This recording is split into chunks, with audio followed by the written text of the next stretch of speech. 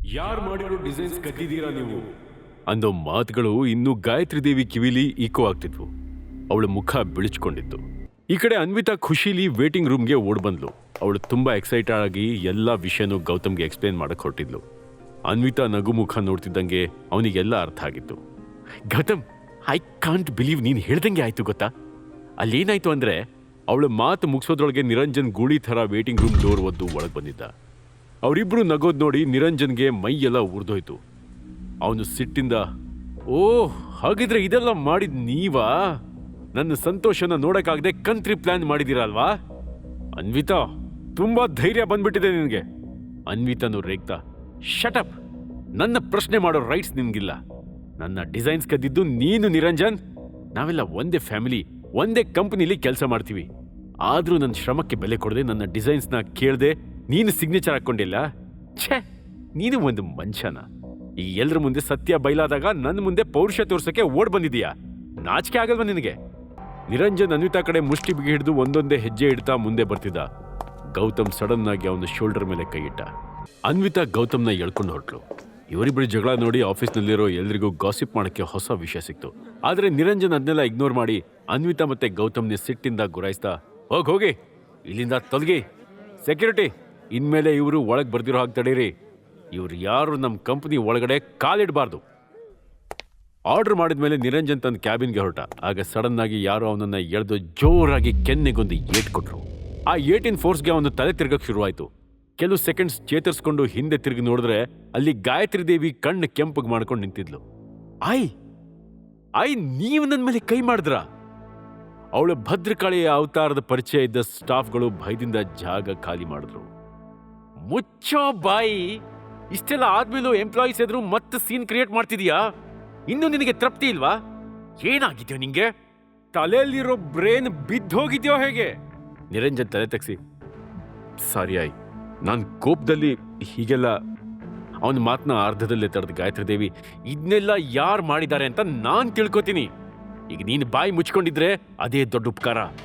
ನಾನು prince group ಪ್ರೆಸಿಡೆಂಟ್ನ meet ಮಾಡಕ್ ಹೋಗ್ತಿದ್ದೀನಿ ಅಂದೋಳು ಮತ್ತೇನು ಹೇಳದೆ ಹೊರಟು ಬಿಟ್ಲು. ಕಡೆ ಗಾಯತ್ರಿ ದೇವಿ ಪ್ರಿನ್ಸ್ ಗ್ರೂಪ್ ಆಫೀಸ್ ರೀಚ್ ಆಗಿದ್ಲು. ಅವಳನ್ನ ನೋಡಿದ ತಕ್ಷಣನೇ ಭಾರ್ಗವ್ಗೆ ಎಲ್ಲ ಕ್ಲಿಯರ್ ಆಗಿ ಅರ್ಥ ಆಗಿತ್ತು.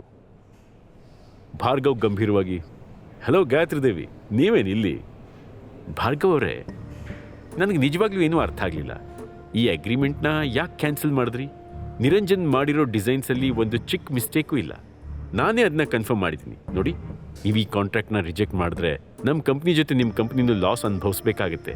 ಬಿಕಾಸ್ ಬೇರೆ ಯಾರು ನಿಮ್ಗಿಂಥ ಒಳ್ಳೆ ಡಿಸೈನ್ಸ್ ಕೊಡೋದಕ್ಕೆ ಸಾಧ್ಯನೇ ಇಲ್ಲ. ಭಾರ್ಗವ್ ಕಾನ್ಫಿಡೆಂಟ್ ಆಗಿ ಚೇರಿಗೆ ಒರ್ಗಿದೋನು. ಗಾಯತ್ರಿ ದೇವಿ, ನಾನು ನಿಮ್ಮ ಮಾತನ್ನ ನಂಬೇಕಾ? ಈ ಡಿಸೈನ್ಸ್ ನಿರಂಜನ್ ಅವ್ರದ್ದಾ? Shame on your face Gayatri Rajguru. ಇಷ್ಟೆಲ್ಲ ಆದ್ಮೇಲೂ ನೀವು ಮತ್ತೆ ನನ್ನ ಕನ್ವಿನ್ಸ್ ಮಾಡಕ್ಕೆ ಬರ್ತೀರಾ ಅನ್ಕೊಂಡಿರ್ಲಿಲ್ಲ. ನಿಮ್ಮ ವಯಸ್ಸಿಗೆ ಗೌರವ ಕೊಡಬೇಕು ವಿನಃ ಅದನ್ನ ತಗೊಳ್ಳೋ ಅಂತ ಯಾವ ಯೋಗ್ಯತೆನೂ ನಿಮ್ಗಿಲ್ಲ. ಅವನು ಮಾತು ಹಾರ್ಷ್ ಆಗಿದ್ರು ಗಾಯತ್ರಿ ದೇವಿ ಏನು ಉತ್ತರ ಕೊಡಕ್ಕೆ ಹೋಗ್ಲಿಲ್ಲ. For the first time prince group ಅಲ್ಲಿ ಅವಳಿಗೆ ಅವಮಾನ ಆಗ್ತಾ ಇತ್ತು. ಭಾರ್ಗವ್ ನೆಕ್ಸ್ಟ್ ಮೊಮೆಂಟ್ ಚೇರಿಂದ ಎದ್ದು ತನ್ನ ವಾಚ್ ನೋಡ್ಕೊಂಡ. ನಾನು ನಿಮ್ಮನ್ನ ಇಷ್ಟಕ್ಕೆ ಸುಮ್ಮನೆ ಬಿಡಲ್ಲ ಗಾಯತ್ರಿ ದೇವಿ. ನೀವು ಮಾಡಿರೋ ತಪ್ಪಿಗೆ ಖಂಡಿತ ಪನಿಷ್ ಮಾಡ್ತೀನಿ. ಅವನು ಹೇಳೋ ಒಂದೊಂದು ಮಾತು ಗಾಯತ್ರಿ ದೇವಿನ ಕೂತಲ್ಲೇ ನಡಗಿಸ್ತಾ ಇತ್ತು. ಈ ಕಡೆ ನಿರಂಜನ್ ಕ್ಯಾಬಿನ್ ಹೊರಗಡೆ ಬಂದು ನಿಂತು ಎಲ್ಲಾನು ಕೇಳಿಸ್ಕೊಂಡಿದ್ದ. ಗಾಯತ್ರಿ ದೇವಿ ಪರ್ಮಿಷನ್ ತಗೊಳ್ದೇನೆ ಅವನು ಅವಸರವಾಗಿ ಒಳಗ್ ನುಗ್ದ. ಅದನ್ನ ನೋಡಿ ಭಾರ್ಗವ್ಗೆ ಸಖತ್ ಕೋಪ ಬಂತು. ಗಾಯತ್ರಿ ದೇವಿ ಡೀಪ್ ಆಗಿ ಉಸಿರಿಳ್ಕೊಂಡು, ಭಾರ್ಗವ್ ಸರ್, ನನ್ನ ಬಗ್ಗೆ ನಿಮ್ಗೆ ಇಲ್ದೇ ಇರೋದನ್ನೆಲ್ಲ ಯಾರು ಹೇಳಿದ್ರು ಗೊತ್ತಿಲ್ಲ. ನಿರಂಜನ್ನೇ ಈ ಎಲ್ಲ ಡಿಸೈನ್ಸ್ನ ಮಾಡಿರೋದು. ಇದರಲ್ಲಿ ಯಾವ ಮೋಸನೂ ಇಲ್ಲ. ಏನೋ ಮೋಸ ಇಲ್ವಾ? ಈ ಕಲರ್ಫುಲ್ ವ್ಯಕ್ತಿಲಿ ಕಲರೇ ಇಲ್ಲ ಅಂದಂಗಾಯ್ತು. ಗಾಯತ್ರಿ ದೇವಿ, ಈ ತಮಾಷೆನೆಲ್ಲ ನನ್ನ ಮುಂದೆ ಇಟ್ಕೋಬೇಡಿ. ಭಾರ್ಗವ್ ಖಾರವಾಗಿ ಅಂದ. ನೋಡಿ ಸರ್, ಈ ಆರ್ಕಿಟೆಕ್ಚರ್ ಬಿಸ್ನೆಸ್ಸಲ್ಲಿ ನಾನು ತುಂಬ ಎಕ್ಸ್ಪೀರಿಯನ್ಸ್ಡ್. ನಮ್ಮ ಕಂಪನಿಲಿ ತುಂಬ ಜನ ಡಿಸೈನರ್ಸ್ ಇದ್ರೂ ನಿರಂಜನ್ ಸ್ಟ್ರೆಂತ್ ಯಾರಿಗೂ ಇಲ್ಲ.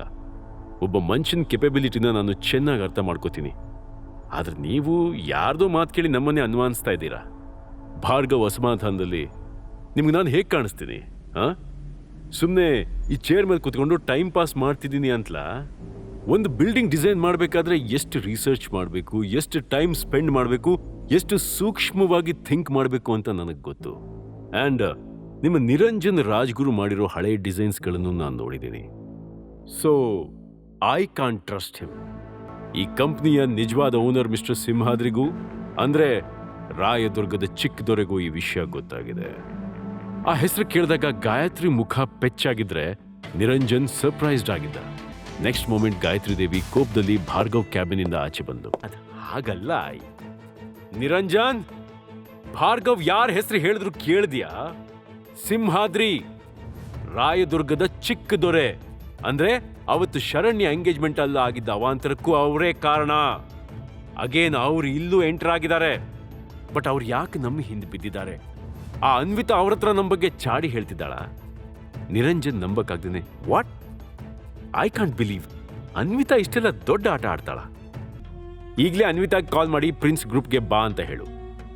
ಆಯ್ ಮಾತನ್ನ ಕೇಳಕ್ ಇಷ್ಟ ಇಲ್ದಿದ್ರು ಬೇರೆ ದಾರಿ ಇಲ್ಲದೆ ಅನ್ವಿತಾ ನಂಬರ್ಗೆ ಫೋನ್ ಮಾಡ್ದ. ಇನ್ನೊಂದ್ ಕಡೆ ಗೌತಮ್ ಮತ್ತೆ ಅನ್ವಿತಾ ಮನೆಗೆ ರೀಚ್ ಆಗಿದ್ರು. ಬಟ್ ಅವಳು ಒಳಗಡೆ ಹೋಗೋ ಮೊದಲೇ ಫೋನ್ ಸ್ಕ್ರೀನ್ ಮೇಲೆ ನಿರಂಜನ್ ಹೆಸರು ಡಿಸ್ಪ್ಲೇ ಆಗಿದ್ ಕಾಣಿಸ್ತು. ಗೌತಮ್ ಅವಳ ಕೈಯಿಂದ ತಾನೇ ಫೋನ್ ಕಿತ್ಕೊಂಡು ಕಿವಿಗಿಟ್ಕೊಂಡ. ಗೌತಮ್ ಗತ್ತಲ್ಲಿ, ಯಾ ಟೆಲ್ ಮಿ. ಅವನ ಆಟಿಟ್ಯೂಡ್ ನೋಡಿ ನಿರಂಜನ್ ಸಿಟ್ಟಲ್ಲೇ, ಅನ್ವಿತಾಗ್ ಫೋನ್ ಕೊಡು, ನಾನು ಅವಳ ಜೊತೆ ಮಾತಾಡಬೇಕು. ಅನ್ವಿತಾ ತುಂಬಾ ಡಿಸ್ಟರ್ಬ್ ಆಗಿದ್ದಾಳೆ, ಆಮೇಲೆ ಫೋನ್ ಮಾಡು. ಅಷ್ಟಕ್ಕೂ ಇಂಪಾರ್ಟೆಂಟ್ ಮ್ಯಾಟರ್ ಆಗಿದ್ರೆ ನನ್ನ ಹತ್ರನೇ ಹೇಳ್ಬೋದು. ನಿರಂಜನ್ ಕೋಪದಲ್ಲಿ ಕಿರಿಚ್ತಾ, ಏಯ್ ಆರ್ ಯು ಕ್ರೇಜಿ? ನಿನ್ನಂಥ ಮೂರ್ಖನ್ ಜೊತೆ ಮಾತಾಡೋಕೆ ನೀನನ್ನ ಏನ್ ಅನ್ಕೊಂಡಿದ್ಯಾ? ಗೌತಮ್ ನಗ್ತಾ, ಸರಿ ನೋ ಪ್ರಾಬ್ಲಮ್ಸ್ ಅಂದವನು ಗೌತಮ್ ಕಾಲ್ ಕಟ್ ಮಾಡ್ಬಿಟ್ಟ. ಅದನ್ನ ನೋಡಿ ಅನ್ವಿತಾ ಆಶ್ಚರ್ಯದಲ್ಲಿ ಅವನನ್ನೇ ನೋಡ್ತಿದ್ಲು. ಅನ್ವಿತಾ, ಇನ್ನೊಂದು ಸ್ವಲ್ಪ ಹೊತ್ತಲ್ಲೇ ಆಯಿ ಇಲ್ಲಿ ಬರ್ತಾಳೆ ಅಂತ ನನಗೆ ನನ್ನ 6th ಸೆನ್ಸ್ ಹೇಳ್ತಿದೆ. ವೆಲ್ಕಮ್ ಮಾಡಕ್ಕೆ ರೆಡಿಯಾಗು. ಆಯಿ ಇಲ್ಲಿಗೆ ಬರೋದಾ? ಯಾಕೆ? ಅನ್ವಿತಾ ಅನುಮಾನದಲ್ಲಿ ಅವನನ್ನು ನೋಡಿ ಕೇಳಿದ್ಲು. ಇದ್ನ್ಯಾಕನ್ವಿ ನಿನ್ನ ಹತ್ರ ಅಪಾಲಜಿ ಕೇಳಕ್ಕೆ? ಅನ್ವಿತಾ ಶಾಕಲ್ಲಿ, ಏನು ಆಯಿ ನನ್ನ ಹತ್ರ ಸಾರಿ ಕೇಳೋದಾ? ನಿನಗೇನೋ ಹುಚ್ಚು ಗೌತಮ್. ಇಲ್ಲಿವರೆಗೂ ಆಯಿ ತನ್ನ ಜೀವನದಲ್ಲಿ ಯಾರ ಹತ್ರನೂ ಕ್ಷಮೆ ಕೇಳಿದ್ದೇ ಇಲ್ಲ. ಅದರಲ್ಲೂ ನಮ್ಮ ಕುಟುಂಬ ಕಂಡ್ರೆ ಅವ್ರಿಗೆ ಅಷ್ಟಕ್ಕಷ್ಟೇ. ನಿರಂಜನ್ ಕೂಡಲೇ ಕಾರ್ ಹತ್ಕೊಂಡ. ಇಬ್ರು ಅನ್ವಿತಾ ಮನೆ ಕಡೆ ಹೊರಟರು. ಗಾಯತ್ರಿ ದೇವಿ ಮುಖ ಕೋಪದಲ್ಲಿ ಉರಿತಿತ್ತು. ಯಾವ ಕ್ಷಣದಲ್ಲಿ ಬ್ಲಾಸ್ಟ್ ಆಗುತ್ತೋ ಅನ್ನೋ ಥರ ಕೂತಿದ್ಲು. ಸ್ವಲ್ಪ ಹೊತ್ತಿನ ನಂತರ ಗಾಯತ್ರಿ ದೇವಿ ಅನ್ವಿತಾ ಮನೆ ಮುಂದೆ ಬಂದು ನಿಂತಿದ್ಲು. ನಿರಂಜನ್ ಕಡೆ ಸನ್ನೆ ಮಾಡಿ ಡೋರ್ ಬೆಲ್ ಮಾಡಕ್ಕೆ ಹೇಳಿದ್ಲು. ನಿರಂಜನ್ ಕೂಡ ಕೋಪದಲ್ಲೇ ಡೋರ್ ಬೆಲ್ ಪ್ರೆಸ್ ಮಾಡ್ದ. ಬೆಲ್ ಸೌಂಡ್ ಆಗ್ತಿದ್ದಂಗೆ ಗೌತಮ್ ಡೋರ್ ಓಪನ್ ಮಾಡ್ದ. ಅಲ್ಲಿ ನಿಂತಿದ್ದ ನಿರಂಜನ್ ಮತ್ತೆ ಗಾಯತ್ರಿ ದೇವಿನ ನೋಡಿ ಅವನ್ ನಗಕ್ ಶುರು ಮಾಡ್ದ. ವೆಲ್ಕಮ್ ಹೋಮ್ ಆಯಿ, ಬನ್ನಿ ಬನ್ನಿ. ಗಾಯತ್ರಿ ದೇವಿ ಸಿಟ್ಟಲ್ಲಿ ಅವನ ಕಡೆ ನೋಡಿದ್ಲು. ಗಾಯತ್ರಿ ದೇವಿ ಮುಂದಿನ ಹೆಜ್ಜೆ ಏನು? ಗೌತಮ್ ಪ್ರಿನ್ಸ್ ಗ್ರೂಪ್ ಜೊತೆ ಗಾಯತ್ರಿ ದೇವಿ ಟೈಅಪ್ ಆಗೋದನ್ನ ತಡೀತಾನ? ಅನ್ವಿತಾಗೆ ಪ್ರಾಜೆಕ್ಟ್ ಸಿಗತ್ತಾ? ಅವಳು ಡಿಸೈನ್ ಡೈರೆಕ್ಟರ್ ಆಗ್ತಾಳ? ಎಲ್ಲ ಪ್ರಶ್ನೆಗಳಿಗೆ ಉತ್ತರ ತಿಳ್ಕೊಳ್ಳೋಕೆ ಕೇಳ್ತಾ ಇರಿ ರಾಯಲ್ ವಾರಸ್ದಾರ, ಓನ್ಲಿ ಆನ್ ಪಾಕೆಟ್ FM. ಈಗಲೇ ಡೌನ್ಲೋಡ್ ಮಾಡಿ ಕೇಳಿ ರಾಯಲ್ ವಾರಸ್ದಾರ, ಕೇವಲ ಪಾಕೆಟ್ FM ನಲ್ಲಿ.